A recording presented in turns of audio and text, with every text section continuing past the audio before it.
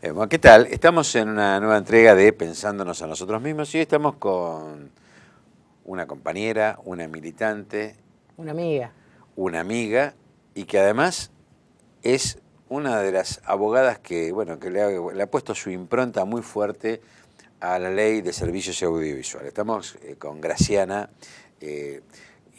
Peñafort, perdón, con Graciana, que es la que ha honrado en el debate calificado frente a la Corte la defensa de lo que sentimos todos estos canales comunitarios y todos los que venimos en esta lucha previa a esta ley por una comunicación distinta, realmente democrática, abierta y participativa.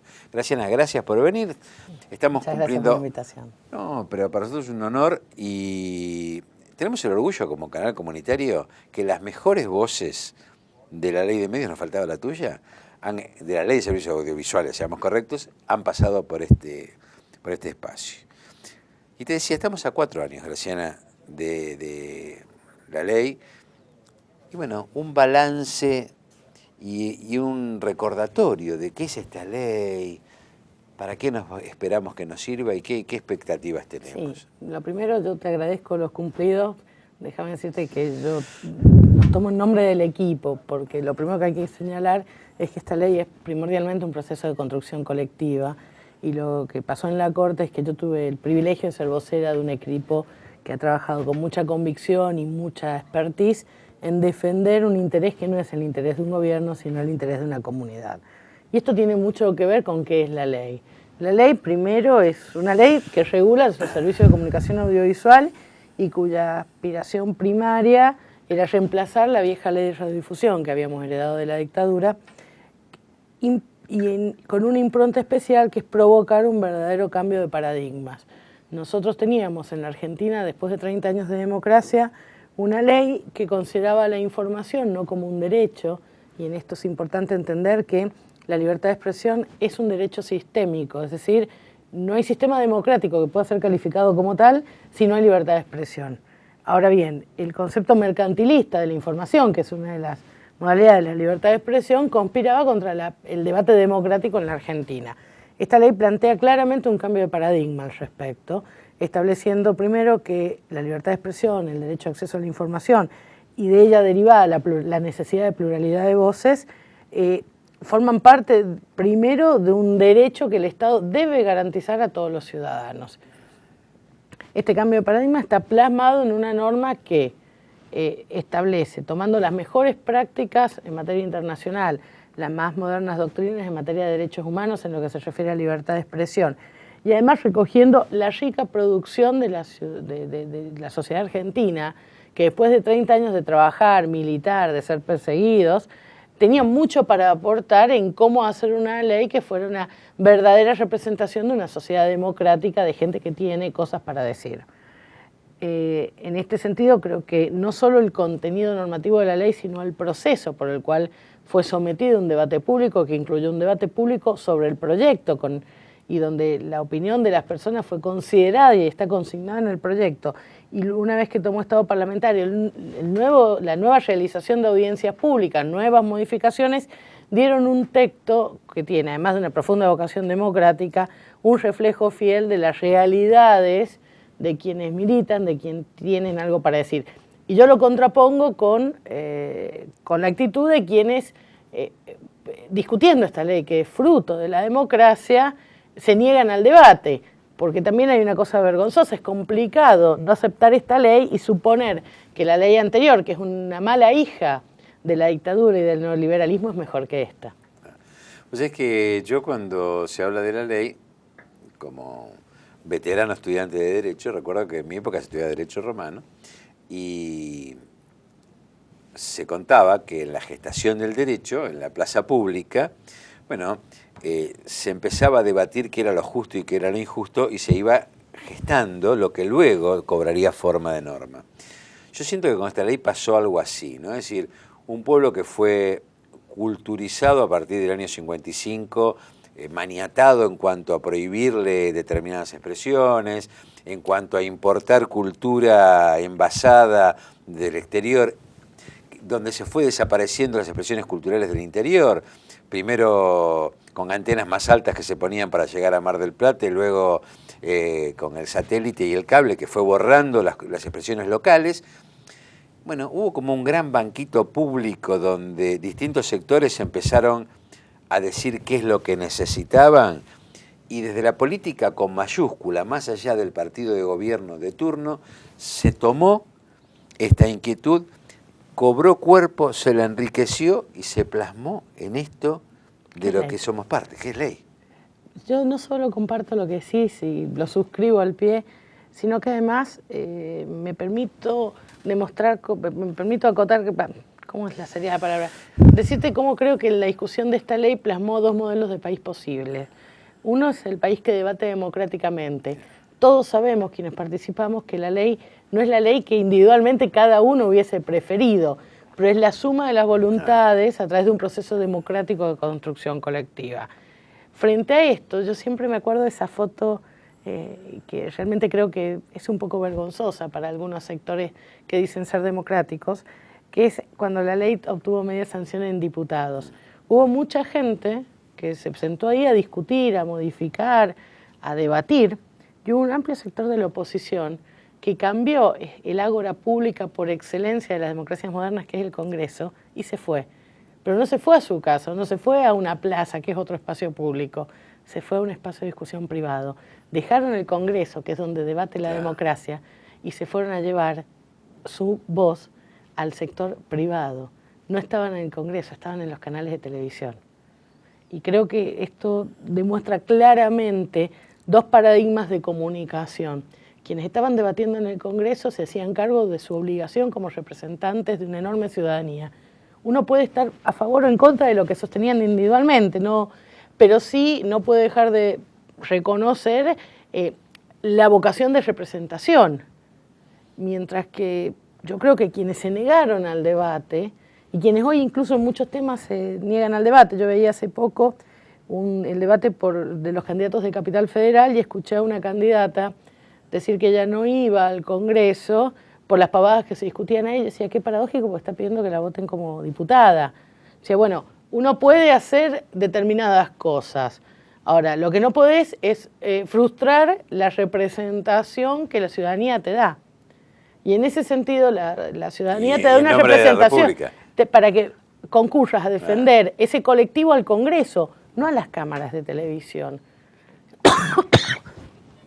Cada vez que alguien decide que lo que se discute en el Congreso es una pavada y se va a un set de televisión, hay un colectivo de ciudadanos que se quedan sin representación. Y vos fíjate que hay una crisis institucional, incluso de los que se dicen republicanos y dicen que defienden una república utópica que no es la real, que pierden las discusiones democráticamente y las judicializan. O sea, están buscando como alternativa judicializar la legitimidad de leyes aprobadas, donde se plantean inconstitucionalidades, amparos, etcétera, de los propios legisladores que perdieron el debate o que no debatieron. Es una Bueno, esto pasó en la ley de medios y en este sentido la Corte, cuando resuelve la cautelar que había impulsado el diputado Tomás de Mendoza y que suspendió absolutamente, en violación de todo lo que es control de constitucionalidad en la Argentina, la aplicación de la Ley de Servicio de Comunicación Audiovisual, la Corte le dice, señor, usted no puede alegarse la representación colectiva de todos los ciudadanos, porque hay ciudadanos que apoyan esta ley y otros que no. Pero además usted no puede pretender quebrar las reglas del debate democrático. Si usted pudo defender esto en su función de diputado y salió perdidoso, pues sería una injerencia contraria a la República, que ahora viniera el Poder Judicial a derogar una norma democráticamente votada. Por otro lado, yo creo que si hay algo muy bueno de esta ley, también es que nos ha dado en poco tiempo una hermosa explicación de cómo funciona la historia argentina y las contradicciones que tiene este país y por qué han pasado algunas cosas que han pasado.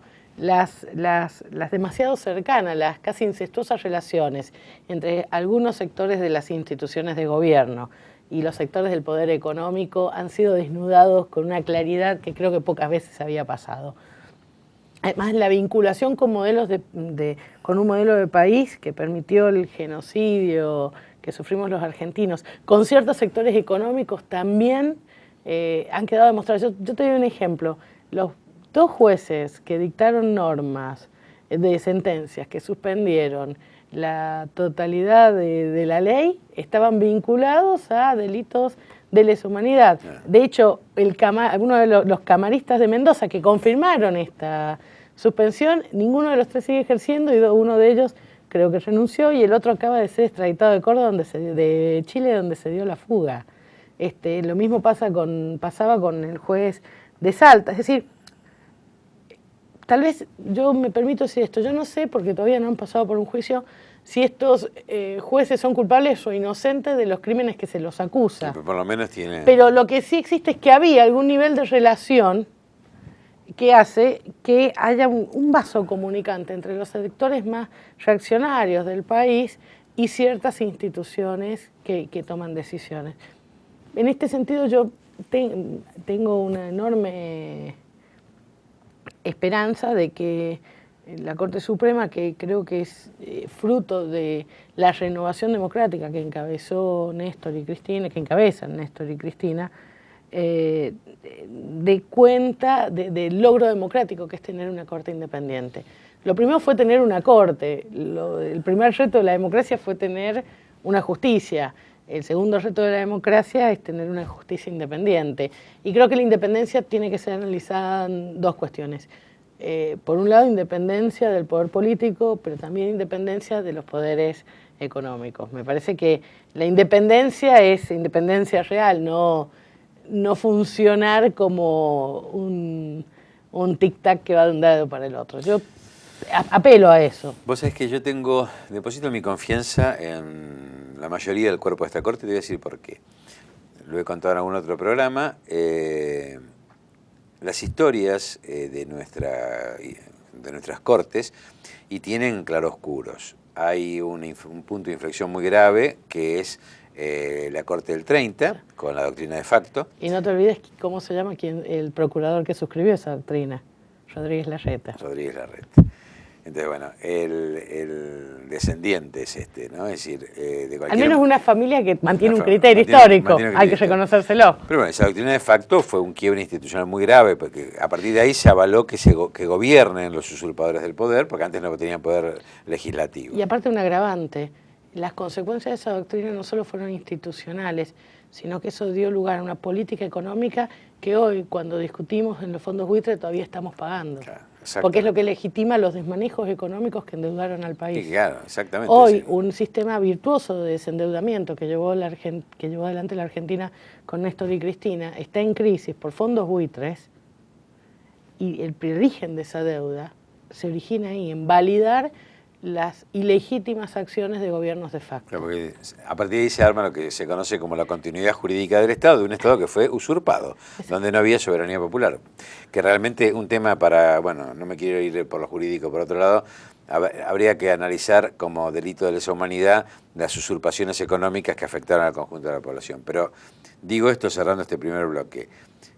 Doctrina de facto, un segundo hito para mí absolutamente vergonzoso y de sometimiento al poder económico fue el fallo Chocobar, de aquella corte que sometió el incumplimiento con la movilidad de los jubilados al modelo económico, lo puso con supremacía a la Constitución. Me permito agregarte algo. Adelante. Derogar una Constitución por decreto, como le pasó a la Constitución del 49, sin duda. Y que ningún juez de la Nación declarara ese acto absolutamente ilegítimo, es una deuda que no se dice en voz alta, pero que algún día deberemos explicar quienes tenemos que enseñar derecho.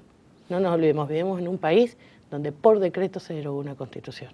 Exactamente, y los mismos constitucionales convocados para la modificación de la abrogada de facto y que la cuestionaban por ilegítima, no tuvieron empacho en reponer de facto también una Constitución que estaba derogada. Bueno, a ver, digamos, la justicia debe ser democratizada, como dice la Presidenta, pero esto significa no solo una palabreja, significa realmente volver a los contenidos reales de lo que es el sentido ético y de la equidad que esta ley de servicios audiovisuales reclama.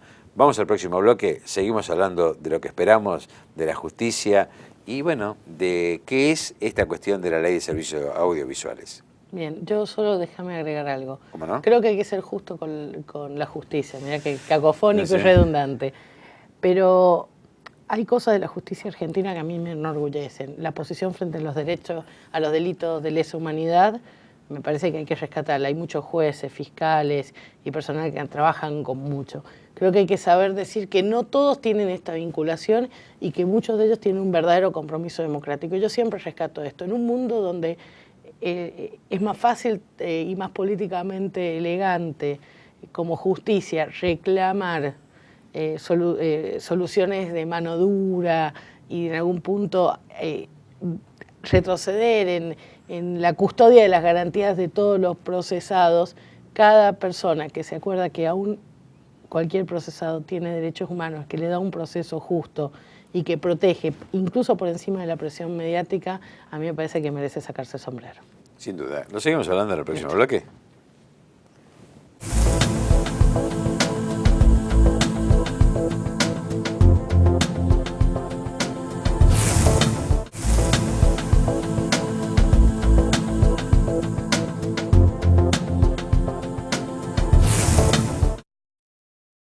Graciana, estamos hablando de la justicia y obviamente una reivindicación parcial a la justicia y una crítica general también.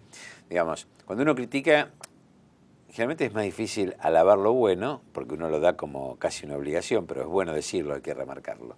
Y también recordar que hay rémoras culturales como que ya no quedarán demasiados, pero muchos jueces, además de esto que vos decías de haber no advertido la violación, la flagrante violación de haber derogado una constitución por un golpe militar, muchos jueces encima, luego en el 76, juraron por encima de la Constitución el estatuto sedicioso.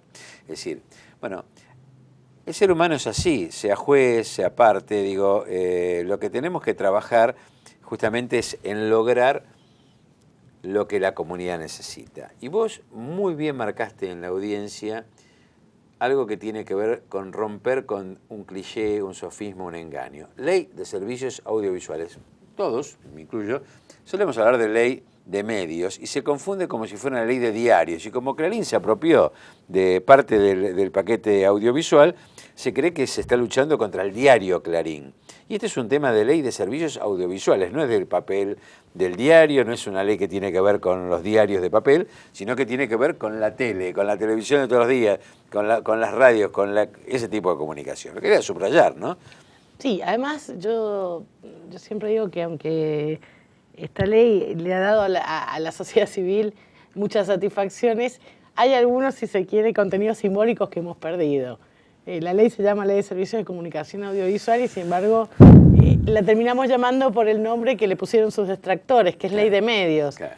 Y yo creo que este nombre no es gratuito. Creo que, más allá de que a lo mejor es más cómodo, no es gratuito porque lo que pretende plantear es un Estado que va a controlar los medios. Yo siempre me acuerdo de la tapa de algún diario, cuando el día después que se aprobó la ley, que dice Kirchner ya tiene su ley de control de medios. Y dije, bueno, y aquí el principio de una línea discursiva que se va a mantener en el tiempo, que esta es una ley mordaza, que es una... No, esta es una ley que regula una actividad específica, que el Congreso está facultado en el artículo 75 para promover las normas que hagan a la pluralidad audiovisual, que no regula otros medios, que en algunos casos está justificado y no lo regula, en otros casos fue fruto del debate democrático. El proyecto original incluía lo que sería el primer paso de la convergencia, en la búsqueda de consensos democráticos. Esto se dejó sin efecto, que no quiere decir suspender el debate, sino que hay que plasmarlo desde otro lugar, y se avanzó en una norma que regula los servicios de comunicación audiovisual exclusivamente. Yo voy más lejos. Creo que quienes bautizaron esto como ley de medios son hoy los que siguen discutiendo que la ley no está vigente. Y yo creo que no hay que cansarse de decir que la ley está vigente. Es que es muy inteligente tu acotación. Yo recuerdo, creo que un punto a destacar es, por ejemplo, el golpe del 76. Se autodenomina proceso de reorganización y viene a desorganizar para someter. Y a partir de ahí una democracia renga que arranca en el 83 absolutamente condicionada por deuda externa, guerra de Malvinas, etcétera, también apela a nombres equívocos para cosas que son distintas. Ley de solidaridad previsional, que era la más absolutamente insolidaria, flexibilización laboral, que era precarizar el empleo para despedir sin indemnización. Y así podemos seguir con una larga lista de nombres equívocos, donde el mercado incluso se apropia de nombres para el negocio que tenían un valor importante. Fíjate que de mi época viene la lucha por los genéricos. Es decir, hasta que hubo una multinacional de genéricos, qué suerte de genéricos, ¿no? Es una multinacional de genéricos. De la producción pública de medicamentos, el mercado se apropia, resignifica el contenido y le da otra lógica. Y esto es lo que estás diciendo vos de la ley de medios, ¿no? Es decir, es una resignificación, en teoría, para usarlo en contra de los intereses del pueblo, ¿no? Déjame hacer dos acotaciones primero. Las que quieras. La primera, yo creo que quienes le dan a la palabra un mero valor económico son los primeros que manejan el valor simbólico. Claro. Es decir, y lo hacen deliberadamente, Sí, además. Claro. Yo te doy un ejemplo cortito, que es lo que pasó en la audiencia. En la audiencia lo que pasó es que se discutieron argumentos. Dejamos de discutir con una placa que decía que tal o cual canal iba a desaparecer. Digo, pero en el fondo ellos se negaban a discutir el valor simbólico porque carecen de ese valor simbólico y un valor económico que es legítimo. Uno puede no compartirlo, pero es legítimo. Respecto a lo que vos decías antes, yo creo también que estos procesos de debate democrático nos tienen que demostrar las dificultades que atraviesa la democracia argentina y me imagino las que debe haber atravesado el doctor Alfonsín en el 83. Yo creo que lo que tenemos que hacer, a la luz de lo que pasó con esta ley, de que vimos cómo actúa, de cómo se presiona, es también mirar la grandeza o la pequeñez de los hombres en relación a cómo tuvieron la fortaleza de no torcer el rumbo. Yo en ese sentido siempre pienso, si alguien mirara, lo dijo Néstor Kirchner, cuando le preguntaban por qué había tenido a un presidente del Banco Central, dice, bueno, mira, yo tenía que negociar el desendeudamiento, ¿qué querés que lo sienta el flaco Kunkel? Claro. Entonces, me parece que hay que entender que los procesos históricos no se pueden leer con una foto.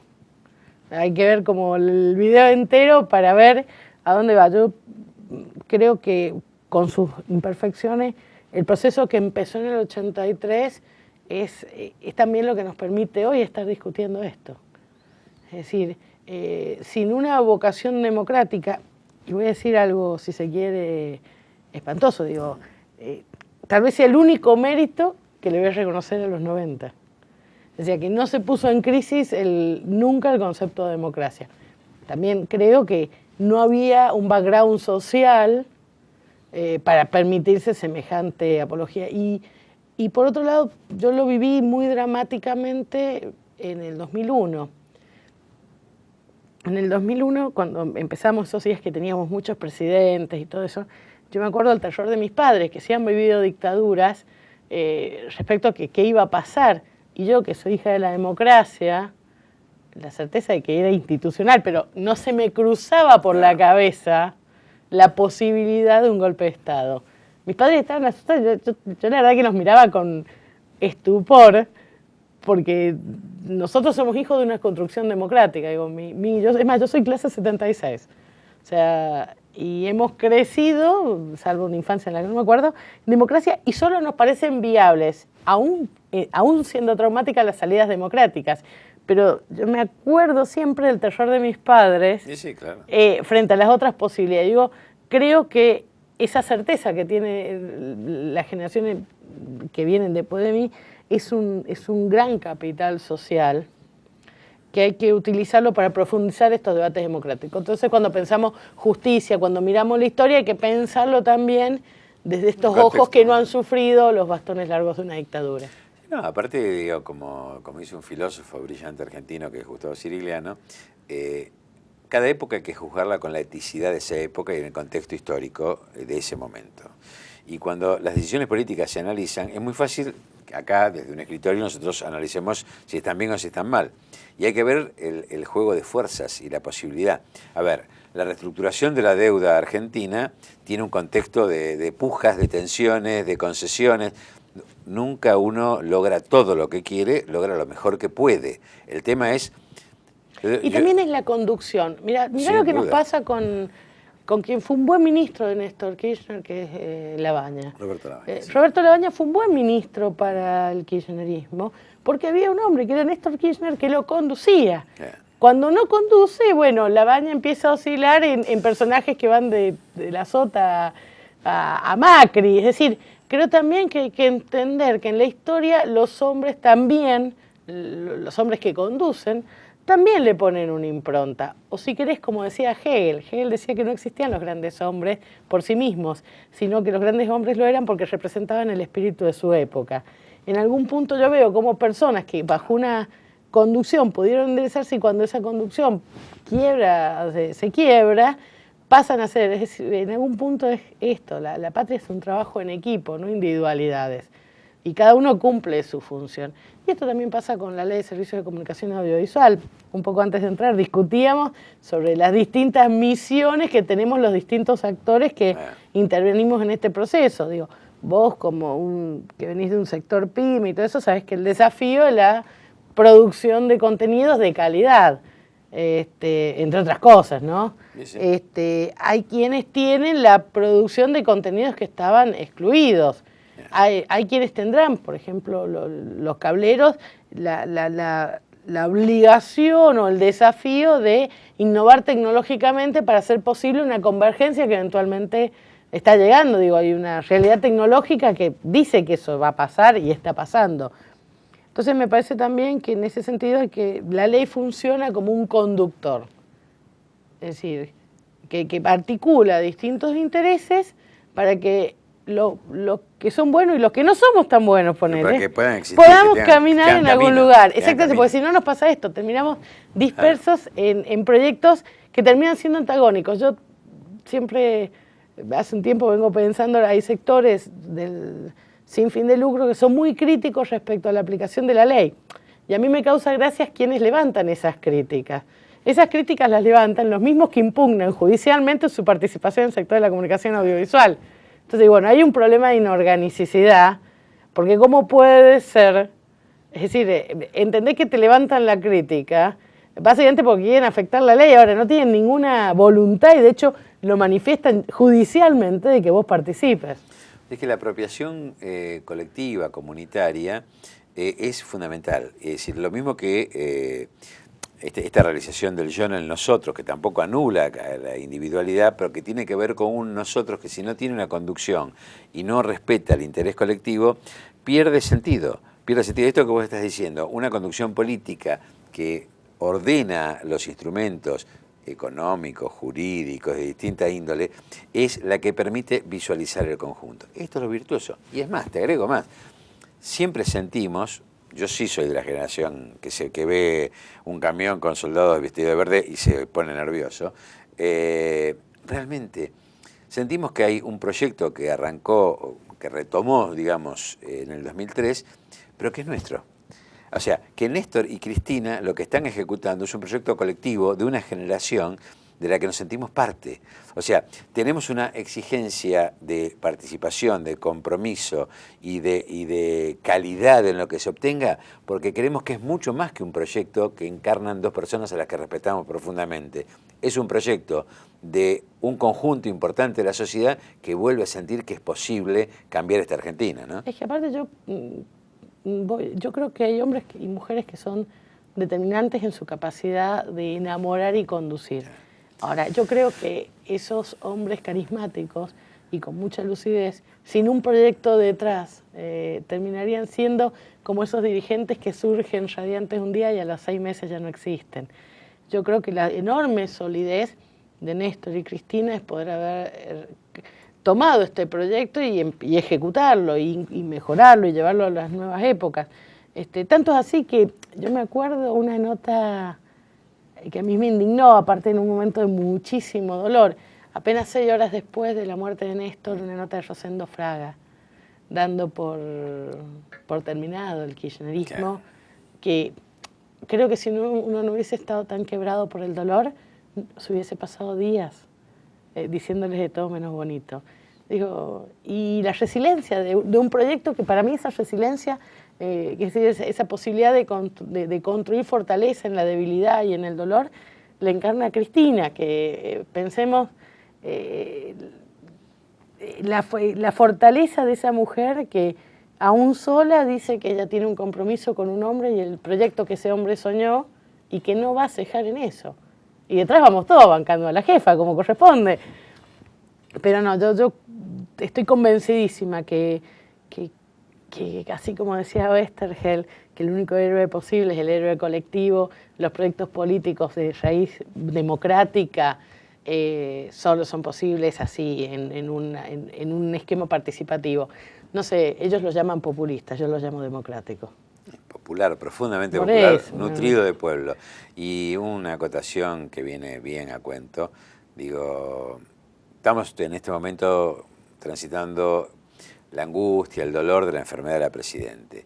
Y a mí realmente me enerva la postura de medios de comunicación dominantes que tienen una exasperante apelación a la violencia. Están queriendo generar violencia del modo que maltratan y destratan la investidura presidencial frente a una enfermedad en la que realmente estamos todos luchando por sobreponernos. Sinceramente hay medios que quedan autodescalificados por su actitud. Déjame ¿no? que te diga dos cosas al respecto. Una tiene que ver con la libertad de expresión. La libertad de expresión es no solo la facultad de decir lo que uno quiere decir, la posibilidad de escuchar lo que dicen los otros, sino también el enorme ejercicio de tolerancia de escuchar aquello que te provoca ataques de caspa. Digo, eso también es una reflexión como ciudadanos, sí.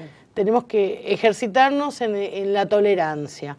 Ahora, dicho esto también, déjame que te diga que yo creo que hay una enorme violencia institucional en cómo se plantea una situación y también te quiero decir, esta enorme violencia que se trata de imponer tiene la respuesta de un pueblo que es esencialmente pacífico.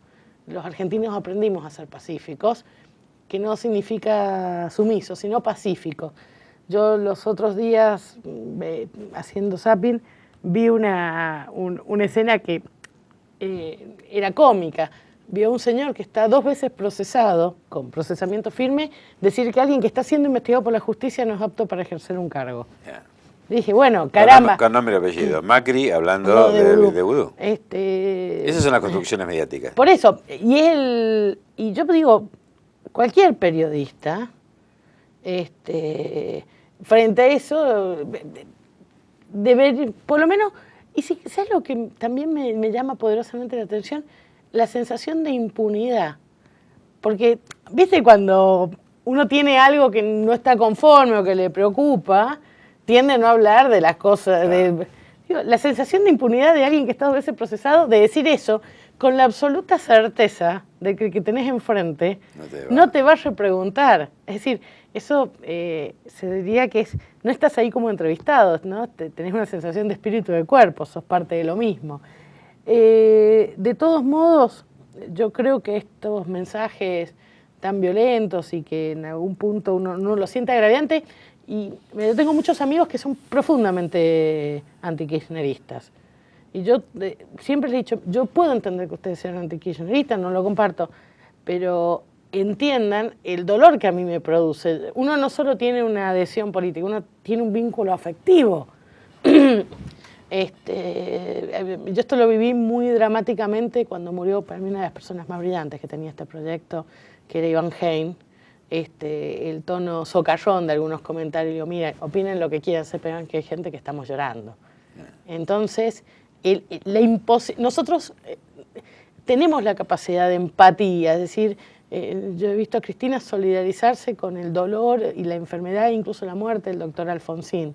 Es decir, es increíble cómo los individualismos de quienes representan proyectos antagónicos carecen de la capacidad de empatía con nosotros. Yo no digo que piensen como nosotros, pero entiendan que estamos tristes, que estamos preocupados y que así como ellos tienen sus vínculos afectivos, nosotros también. Quien ama el dinero se deshumaniza. Graciana, quien ama el dinero no ama nada más. Graciana, era un lujo compartir con vos y sé que estás muy ocupada, pero bueno, este canal comunitario quiere tener las puertas abiertas para que sigamos hablando de esto y de muchos otros temas con una militante que además tiene conocimientos técnicos. Gracias, Graciana. Gracias.